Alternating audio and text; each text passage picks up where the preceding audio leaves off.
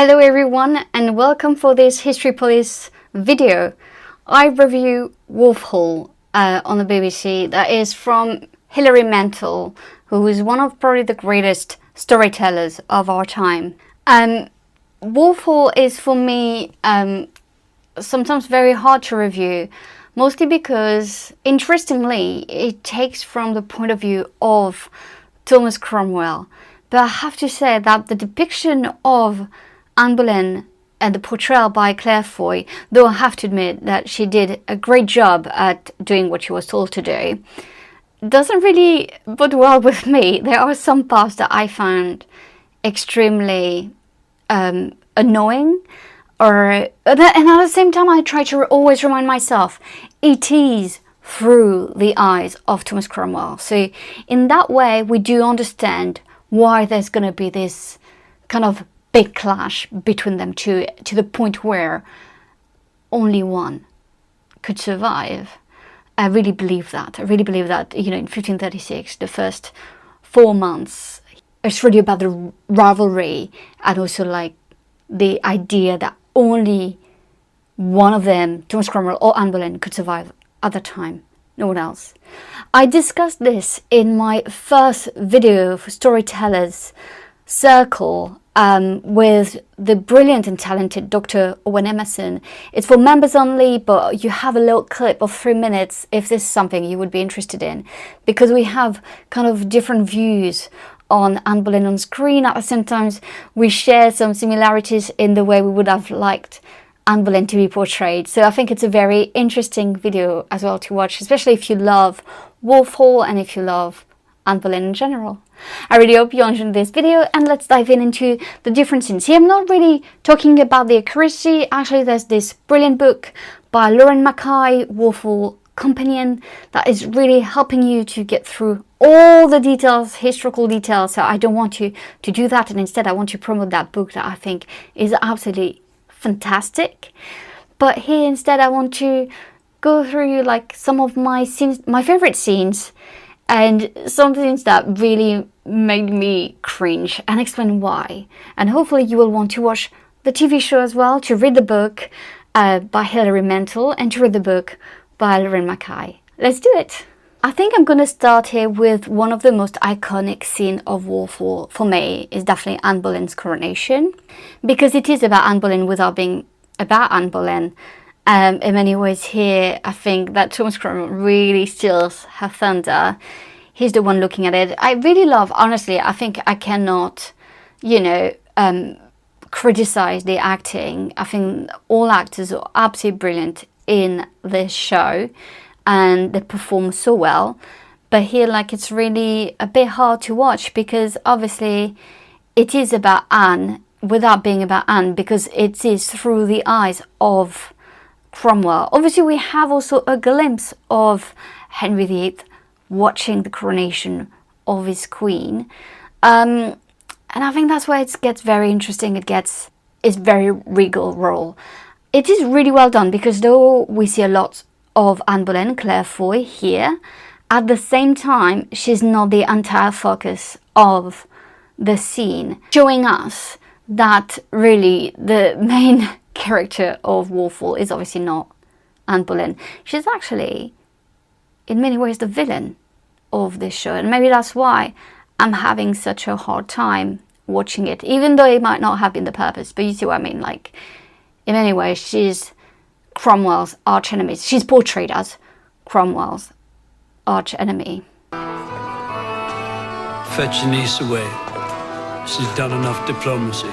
This scene, it is a bit cringy to watch again, because as the focus is not really on Anne Boleyn, but more, you know, on Cromwell, but also on how Cromwell controls Henry VIII's court, because he's the one, you know, forcing Anne to stop to talk to the ambassador, and, you know, Anne is really furious. And I love that we have, I think she portrays this well, this kind of feistiness, the fact that she wants to fight back, that she doesn't like being controlled. And again, you have to imagine that in 16th century, it's really not well accepted to have a woman fighting back that way.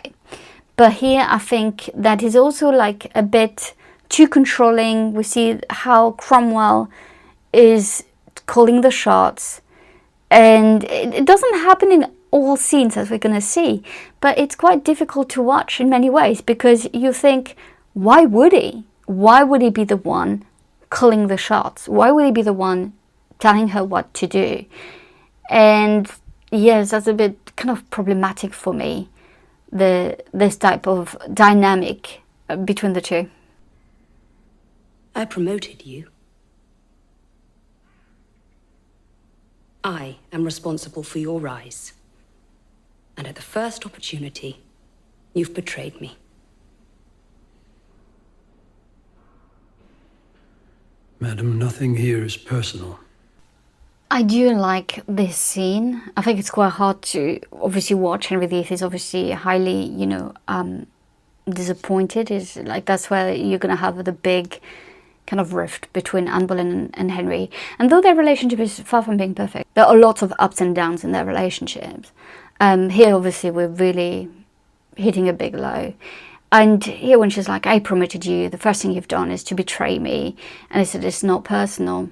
She's going to reply, anyone who's been made can be unmade. And he's going to say, I could not agree more with you. And here she doesn't understand that he means the same thing as her, that he's playing the same game as she's playing. And I think she doesn't realize it. And what's very difficult as well to watch is obviously Anne here losing her power. We don't have the human side of Anne Boleyn. We don't have the fact that she just miscarried. And she was probably scared that Henry VIII died and what it would happen of her. And without realizing that Henry VIII is probably the one she should be the most scared of. But because I still believe that Cromwell is obviously just a puppet doing whatever Henry VIII wanted him to do. So here, like, it's just quite hard to watch, because we have this feeling of Anne Boleyn, we have this representation of Anne Boleyn being very confrontational. And I'm not saying she wasn't, it's not what I'm saying. I just think that we lose a bit of her humanity. I think that, and we can understand that because, again, it's through the eyes of Cromwell. But I think that's why I'm having such a hard time with the show, because though I think it's important to have another perspective, I would just like also to have a show that goes through completely Anne Boleyn's eyes, and that is as much as possible historically accurate, I guess. It is going to be the end of Anne Boleyn. They're taking her to the Tower, and what's interesting here, she's going to list all the people here and she's going to name them by their titles. Apart from Cromwell, she just calls him Cromwell. And here I think it's a kind of she's still playing a power struggle, even though she's obviously probably terrified. But we don't have this. We don't have here how terrified she must have been. And when she said, I don't know how to go, and Cromwell said, well, just come with us.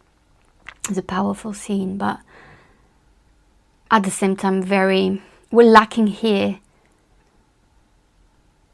how terrified she must have felt. And I don't think she would have been playing that game. Maybe she would have, I don't know. I just think that might not have been how I would have portrayed Anne Boleyn at the time, and the script that I would have written for her. They're together, they're on the river, she's going to the Tower. At first he doesn't look at her, doesn't even acknowledge her. But then he can't help and look at the woman he's destroying in many ways. And here we have glimpses of maybe anxiety. It's not really, we don't really see her face. Again, we are missing the emotions of Anne Boleyn. I think it's really a missed opportunity, if I'm honest. I will end this video on my favorite scene, or one of my favorite scenes. It's very hard, to pick scenes and to do a review that way, because I want you to watch the show, I want you to read the book, and I want you to read Lauren Mackay's book. But also, like, that scene, I really like it. I really like the feistiness of Anne Boleyn in that scene. And at the same time, I think they went a bit too far of portraying her as this almost evil and manipulative queen. We have here, like, really, you're imagining my death. And I think it's really well done, because obviously we know that Cromwell is going to play a huge part in the downfall of Anne Boleyn. And I love how she doesn't let it go, how she's fighting for it, like you literally saying that, yeah, he can take someone else. Of course the king can take someone else. That's it. Like, in many ways it's a bit silly. But let's look at what Henry VIII is going to reply. I can't imagine anyone else in your place. Big fat lie. I cannot imagine any other woman in your place with her. Like, when we know Henry VIII had 6 wives. Absolutely hilarious. Again, we have this theme about things about being personal or not personal. Do you see what I mean? And in many ways I like that as well. You know, this thing is personal. Thank you, Mr. Cromwell. It is personal when you're talking about my death and what's going to happen to my daughter. And I like that they give that to Anne Boleyn. I think this, in that part, is really well done. I think it is a show that is very interesting. I think we needed a show that showed, you know, the court of Henry VIII through the eyes of Thomas Cromwell. So for that, I really enjoyed it. At the same time, it is hard for me to watch a portrayal of Anne Boleyn. I think Henry VIII is actually quite good in that show. It's a very, really, really good portrayal of Henry VIII. Maybe sometimes a bit too passive. I really think he was the master of it all. But at the same time, I really cannot say anything wrong about the acting of any actors of this show. They're all very brilliant. I mean, there's nothing bad to say about that. But here for me, it's just maybe, though it is through the eyes of Thomas Cromwell, I just wish they had made Anne Boleyn a bit more human. Or maybe we need a show on Anne Boleyn and her own perceptions of Cromwell and others at Henry VIII's court. I hope you enjoyed that video of my review of Wolf Hall. If you have any questions or comments, please leave them down below. I love hearing from you.